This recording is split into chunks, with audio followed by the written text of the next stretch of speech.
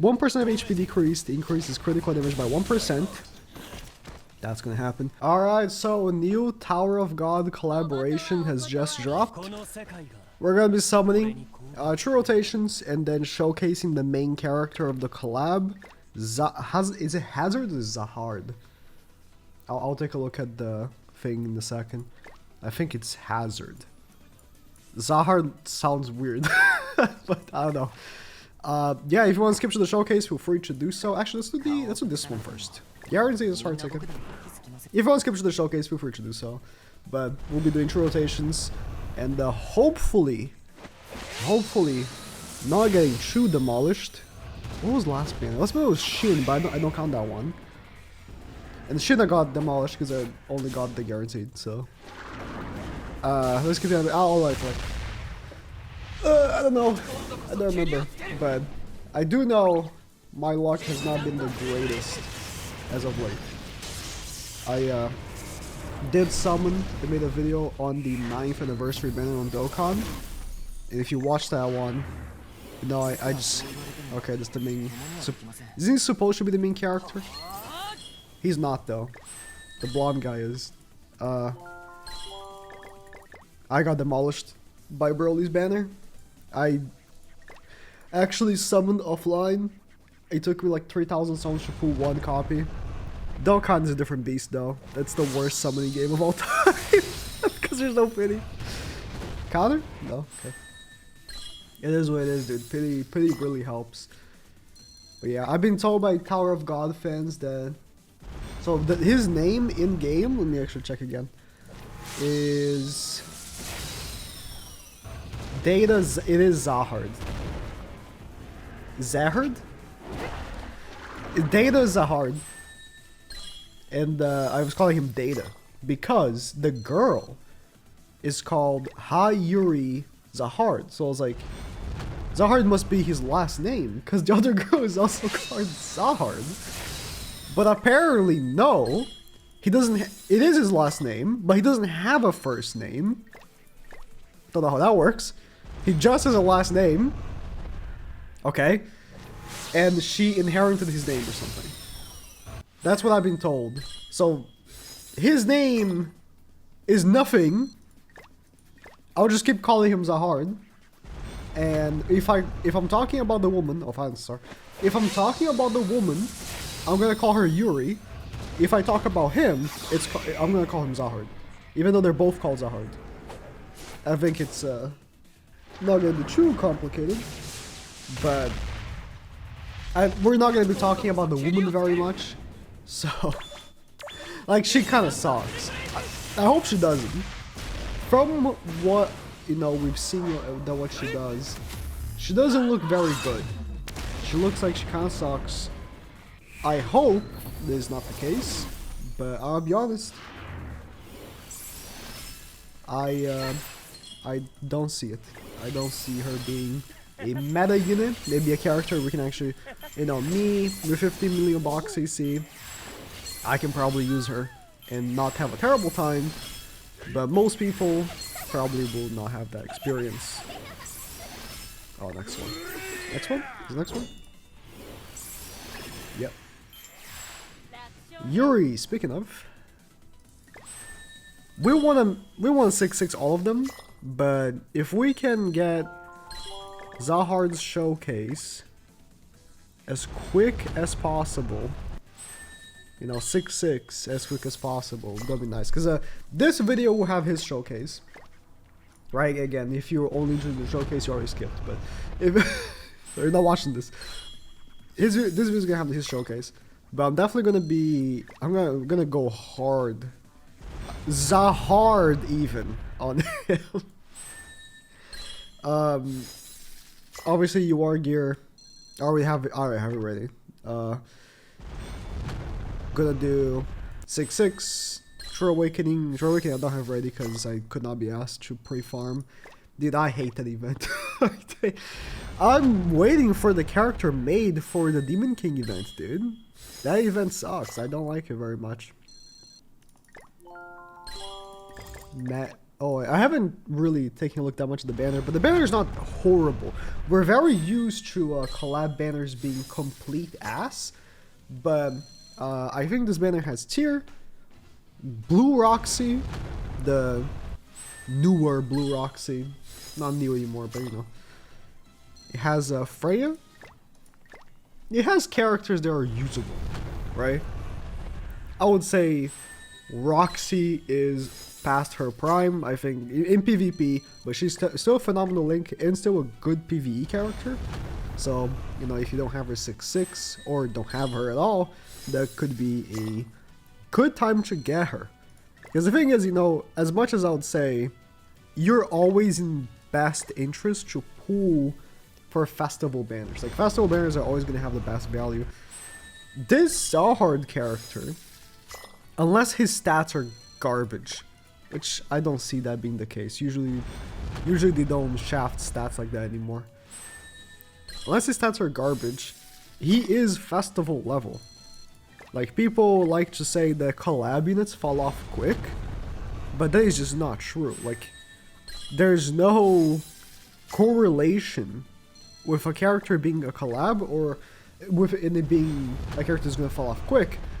Characters can fall off quick regardless of what they are. Collab, festival, regular, you know, original, like, it doesn't matter. Like, they're gonna fall off eventually. And what depends the most is when they release, I think. Because let's say the November festival has a really good chance of falling off quick because the December festival is going to be better. It's just always the case. Alright, got him guaranteed there. That is always the case. Except one time in 2020 when the fateful day that Assault Melee released. And he sucked, but... I mean, he didn't suck when he released because we didn't know how to use him, but... Or how to face him. But as soon as people caught on, it was over. But in any case, except that one time, it's been pretty consistent. Although, I would argue, you know, the new Liz, you know, the release November did not fall off. You know, obviously, she now has competition, but she's very much usable. She's a pay-to-win character for sure. You need her, like, duped. But this character that I'm talking about right now, ZAHARD, does not have a pay-to-win ultimate. He is such a well-designed character. His passive allows you to go second. I don't know if it's going to be better to go second, but at least allows you to. Because it starts working when the battle starts, I'm pretty sure. Yeah, start of battle.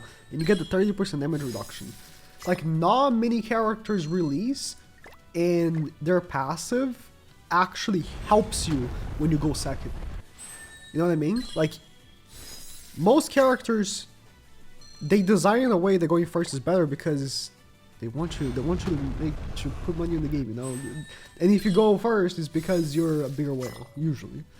Or obviously, you invest more in your box, you spend more time working, but even no matter how much time you put working in your box as a free-to-play player, you're not gonna get to my box, you see. You're not, so. That's what I'm talking about, but in the, like, with how rare it is, dude, I pulled one Yuri, and that's it. I didn't pull, what's the other guy's name? Jew. I didn't pull Jew. I got him from the guaranteed ticket, and I didn't pull ZAHARD. I just got him from the pity. I picked him. That's sick, dude. Okay, that's a 1-6 showcase for this video, I guess. But my point still stands, right? Like, this character, so long as he doesn't have garbage stats, he is festival level. And, you know, if you want evidence of collab characters not falling off quick, Rimuru, Echidna, I was going to... Dude, are you kidding me? That voice is hard... Okay. I was gonna say Reinhardt. Nah, he did last very long. Like, he lasted months in the meta. So I would say Reinhardt. You know, you think now he's completely unusable compared to what he used to be, but he did last like months in the meta. Like, if a character is just really well designed, which this character is, there is a difference, right? Like, I would say, Like, for example, Naofumi and Albedo. Like, those are phenomenally designed characters. Really well designed characters, but they did fall off rather quick. Do you know why? Because they released in October. They released right before November Festival and December Festival. But you know what month it is? Freaking January. The best characters in the game, or the best characters of the year, are always Anniversary. Oh, not always, okay. Never mind what I just said, not always. Because Light News exists. Not the new one, the new one's Anniversary, but you know, the Anniversary Light News was garbage. She was decent when she came out, but she was not Anniversary Festival level. And Bond was garbage at launch, but it did get buffed, so. 0 collab characters this rotation. Okay. Time for the showcase. Yippee. Oh, I need to go on my phone and buy the outfits. I'll be right back. Alright, so to get the quick holy relic, actually 2 more gem multis, so I'll just do that before moving on to the showcase. Another one of these, this hawk. I mean, it's boxes you for me. Whatever. And nothing. Well, I got the holy relic, I guess. Alright, so Data Zahard. I'm sure I'm saying his name incorrectly, but I'm 100% certain someone's gonna correct me in the comments, and I'll look for that comment and actually try to say his name correctly. But Data Zahard is how I'm gonna be calling him for now. Looks like an exceptional character. I'll be explaining what he does as we go. This is the team I'm going to be using, only because this is the team that they used on his showcase on the official live stream. I'm going to check it out. Maybe they know what they're doing, but I don't know what this guy offer. We'll see though. Alright, so this is the time I'm supposed to plug that if you use my code at gamersubs.gg you get a discount, but I would wait until Friday. Wink wink. Alright, so Data Zahard. Actually, I'm using dodge food. I kind of want to go second here, but whatever. Data Zahard. His first turn, if you noticed, he has a buff on his head. That buff is a 30% damage reduction to all unknown allies. And this is exactly why I'm using dodge food. I want to go second to take a look at this damage reduction he's giving. And because it would actually allow me to progress my passive faster. After the turn ends, and the next turn starts, for one, he cleanses all debuffs, because every time that he removes one of his passive buffs, so he's going to do it right now, boom, due to his holy relic, he actually full cleanses. I'm going to use a single target here. He full cleanses, and now he has a different passive called Shinsu's Power. He cannot die with this buff. Like, his HP cannot go under 1. And when using a single target, as you saw he crit there, he ignores critical defense and critical resistance. So he's guaranteed to crit, because if you ignore the enemy resistance, you're guaranteed to crit pretty much. I should have checked his stats. I can check it right now, actually. Right here. Actually, I'm checking the lobby. And now that the turn has passed, he lost that buff already. And now he got King's Resolve. You see the buff looks like a crown. For every 1% of HP decreased, it increases critical damage by 1%. That's going to happen. When using an AoE attack, which we just did, increases critical chance by 100%. And grants damage increase upon the rank of the skill used. If it's a rank 1 skill, he gets 30% damage increase. If it's a rank 2 skill, 60%. If it's a rank 3, it's 120%. Now, this King's Resolve buff is the one that's not gonna be, you're not gonna be losing as soon as the turn ends. This one lasts 5 turns. But those 2 first buffs, the 30% damage reduction, that goes after the first turn. So only have 30% damage reduction in the first turn. That's why I'm saying, like, he actually can go second, you know?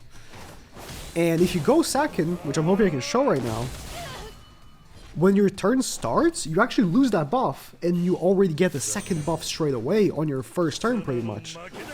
So that's really interesting. That's what I'm saying. I love his character design. I lost because I went without him. So stupid. Okay, I'm blocking some of the stats. Let me his stats are good. They're not insane, but they're good. Good pierce. So his single target is a pierce. We'll get back in there. And I'll keep talking about it, but good crit damage. And with 111% crit chance, with the plus 100% crit chance, he is pretty much critting everyone. I think he's a real player, so I'm gonna go second. Nice. We got Chusi, so we got a 30% damage reduction, which is given to everyone. We have dodge as well, so it's gonna be a little tougher for them to kill us. And I think, again, I think because I just got him, so I don't know exactly, but I think as soon as our turn starts, we already get the next passive, which is gonna give us the single target cards, ignore, whatever. We would have died without 30%. It does, look. We already got the ignore thing, so I'm ranking him up. I think they also have dodge, so I'm gonna waste the Gaffer attack. I'm just gonna straight away on melee. I think this is gonna kill. He doesn't have dodge, okay. That does kill. So his single target, triple pierce, as we saw he has 111% pierce or something, and plus 40% attack when using the skill. Now we can't die here unless they actually remove our buff, because our HP cannot fall under 1. He's gonna encroach us, which is annoying, but no, it's not annoying because we're gonna cleanse. Like, he's gonna encroach us, but because of our holy relic, we're gonna cleanse. We're encroached, and again, we can't die. We're cleansed. His AoE is spike, double crit damage, which is obviously good because we have 100% crit chance when we have this turn here. And we're gonna level 3 again. Now, the one problem I have with this team right here, specifically the Galfer team, is that it's working right now because obviously the enemies don't know how he works. And like this guy just tried to kill him even though I had the immortality, right? Obviously in a few days, people are going to stop doing that because they're already going to know how he works. But, yeah, this is what I'm saying. Like, I don't think that this team is going to be, in the long term, his best team. But for now, for the purposes of the showcase, it's working pretty good. Single target. Kills. What's his winning screen? Let's see. Pretty clean. And like I mentioned before, he does not have... Did I mention this? I think I mentioned this while summoning. He does not have a pay-to-win ultimate. So, what I mean by that, if you don't know, a lot of the characters we've been getting recently, the premium characters like Festivals and Ainz, which was supposedly the main character of the last collab, had ultimates that if you don't have the character at max ult level, they're not going to be as strong. Like, just straight up, they're not going to be as strong. Don't think this guy has dodge. So I'm just going to level him up. I'm going to break the shield. And then a single target. Like, 1-6 Ainz does, 2% damage reduction per one of those debuffs that he applies. But 6-6 Ainz like 8 or something, or 7, which... If you compound the debuffs, dude, it's way stronger. Way, like, incomparably stronger. Having the 7 over the 2. But this guy has nothing like that. Like, he doesn't have any of the BS. He's just a good unit. And I like that, because he is the main character of this collab. So this collab, I'm probably going to make a more specific general video about this, but... This collab, you might have noticed, doesn't have a free unit. But they don't have a pay-to-win unit either. So it's a give and take, probably. I think we wipe. Even with our girlfriends here. So, one thing I haven't had the opportunity... One thing we haven't had the opportunity to talk about as well is... other than the buffs that he gives himself, for each unknown ally in the battlefield, he also gets 7% basic stats. That's not that big of a deal, but have to include that in. So speaking about his ultimate, we haven't had much of a chance to talk about it yet. Applies a buff that increases critical damage by 150% to the unit for 2 turns. And inflicts Sever, which is double crit damage. I like going first here. What if I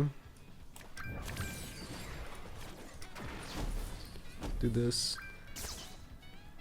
And equal to 500%, troll enemies for and for 1 turn, he does get immortality, but you do not need dupes for that immortality for 1 turn. So I'm saying, like, this character is well designed. He has no inherent flaws in my eyes. Like, he can go second, he's not pay to win, and he's mega strong. Like, he's just a well designed character. Now I'm gonna say, not going second is kind of annoying right now. I must say. Like, I'm probably good here. He can remove my buffs with DN. Like, his biggest counter, already I can see, is buff removal. The problem is there's not that many good buff removal characters in the game. The new Yuri that came with this banner has a buff removal card, so that could be her saving grace, because I think the rest of her kit is kind of bad. Oh, as soon as the buff gets removed, he gets the king. But he's going to remove the king now. What happens if I get the king removed? I just get nothing? I get nothing. Yeah, if you can start... So now I'm probably bad. Now I'm probably, like, it's going to die. If you can triple buff remove him... Yeah, look at that. Look at the... Like, without the king buff, he's not... He's not going to be doing crazy numbers. Like, I know they had damage cap, but I didn't even hit damage cap. And without, like, that's it. Like, his passive is over. He doesn't have anything else going on. So, as much as I want to say that, yeah, he's like a really strong character, if people start running buff removal units, he's unusable. Depends on the timing, but he can really suffer from that. What you can do is you can attack seal at the turn, like the second turn, so they don't, because the problem was that they removed both. I didn't have a chance to do my strong single target, neither my strong AoE. Now, good thing is, none of the meta teams have buff removal. That's good for him, but that's not a concrete solution to that issue. That is an interesting dilemma. Is he going to be bad because people are gonna run or start running AoE units, or will it actually be the opposite, where, like, for example, if everyone starts running AoE units, sorry, not AoE, buff removal units, then no one's gonna run ZAHARD because it's gonna be unusable, and then everyone's gonna have to stop running AoE buff removal units, because if no one's I missed the crit? Wait, I have the king?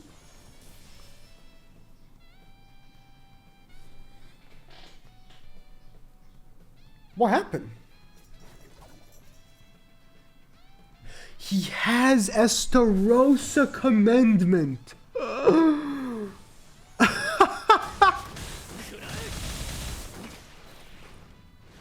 No way. I didn't notice. Oh, I lost. I can't AoE here. Unless I get Nanashi buff. I need a Nanashi buff. I can't have Nanashi buff because I have 3 buffs. I need a Nanashi buff or my buff's gonna... No, even if I have Nanashi buff, my buff's gonna be removed.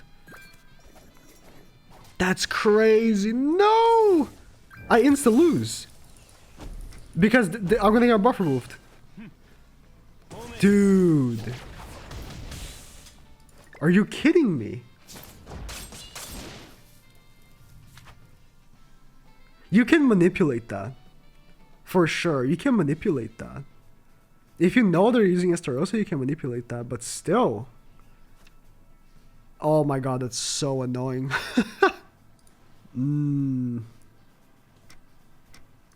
Okay. maybe I'm already not as into him as I thought I was gonna be. You can't really face buff removal that well. If someone's using Estarossa command on Meliodas, which by the way, if this is a legitimate counter, everyone's gonna start doing that. You can manipulate it though. Like if you know they're using Estarossa, like right here, if I knew there was a melee with Estarossa commandment, I would just rank up his AoE and do the AoE instead, because I would know that his buff is gonna get removed, I'm gonna get the king buff, and the AoE is gonna do a ton of damage. So you can manipulate that to actually be your advantage, but in general it's probably gonna be very annoying. There's really a single target here. And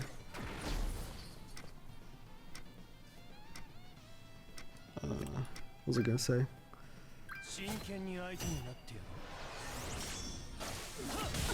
Nice. What was I gonna say? No, yeah, the buff removal, there's the melee commandment, or the Estarossa commandment linked on melee. And, oh yeah, if you don't go second with him, he's really awkward, honestly. Because that 30% damage, I guess you can set up better if you go first, but you kind of do want to go second, I would say.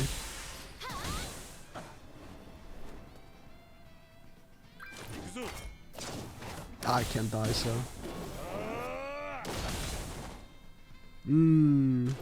I still like his passive and his design and whatever, but those are pretty hard to ignore flaws. I didn't account for the melee running Estarossa commandment. That really caught me off guard. That is definitely something you have to work around. If people start doing that, if people start doing that, that means that they're not going to use Tarmiel Link, so that's good. But or not Tarmiel Link on melee specifically.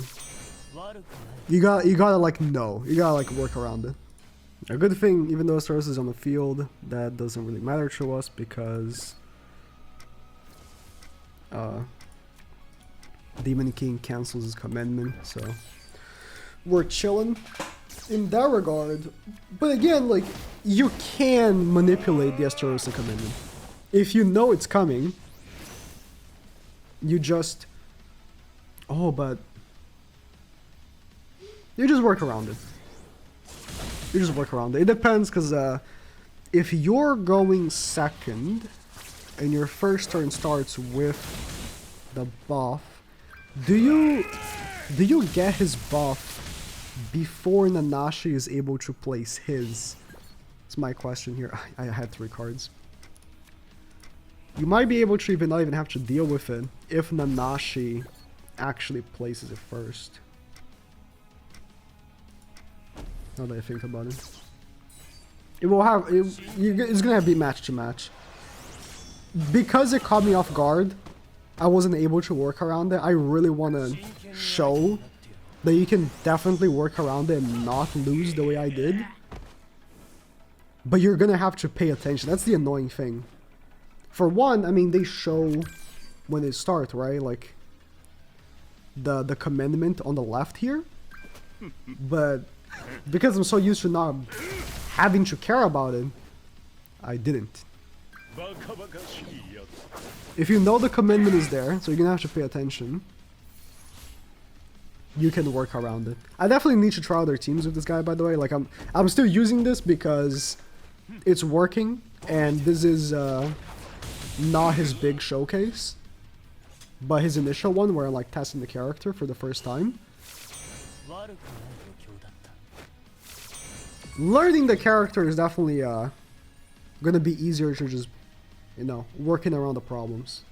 Kind of getting annoyed by going first, but that's not going to be a problem, I guess, if I play ungeared, or sorry, geared. But who plays geared? Do I bother attack ceiling? Nah. Nah, I'm just gonna make up card space by doing this right here instead. I don't need to attack seal. If I attack seal, it's actually not very good for me because I'll get debuffed and stuff. not the rank up. So the rank ups are working decent, and having the taunt in the first turn. So here's the thing, right? When it comes to the buff removal, if you're using him with Tear, it's not gonna be the easiest thing in the world for the enemy to reach you like in the first turn to remove your buff. But they probably wouldn't want to remove your buff in the first turn. It's not really in their best interest. I think it is in their best interest in the second turn. If they can double remove your buff, or they can remove your immortality.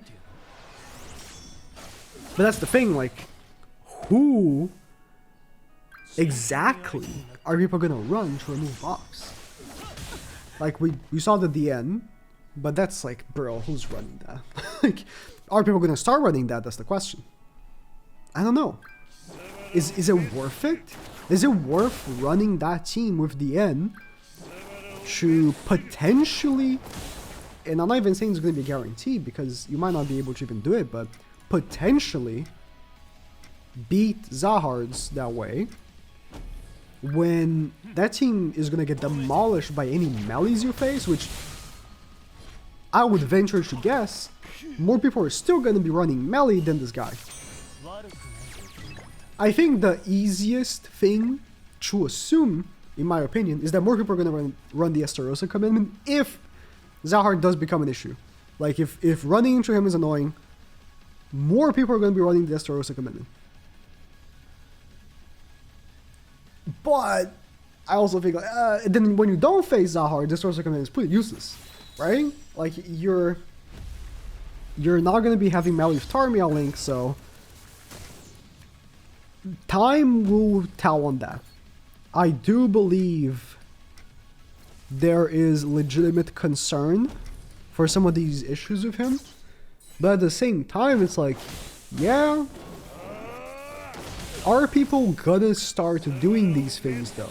Because these are very specific things. Like, it's actually really good that for this video I did have to encounter these issues, because now I know about them. I wouldn't have noticed really otherwise the Estarossa commitment. The buff removal, I already thought about it, right? Because as soon as the buff goes away, you do receive the next one. And the only thing I didn't realize is that you actually just run out. If they remove the king buff, you have nothing. Like, you don't restore the king buff, which is definitely a flaw. Like, not restoring the king buff is not ideal. Let's do the AoE afterwards, but might as well. We don't get much for the AoE on this buff, that's the thing. Like, he kind of has a pretty set determined turn, where the second buff you do want to use a single target. Like, see how weak the AoE was? In comparison, at the very least, right? In comparison, but still weak nonetheless. It's because the AoE has double crit damage. That's what's causing the AoE to do so much damage. When you're not critting, because you're not getting that extra crit chance, it's not gonna be a good AoE, right? Oh, we can buff. We can ult him. We can ult him to end the video. To end the video. I still like him. I would say I would say I still like him. I still like his design. But the flaws are there, which is good. We don't want another Reinhardt situation, right? Super OP collab character that was seemingly invincible, but he's good. He's really good. I really want to test him out more though.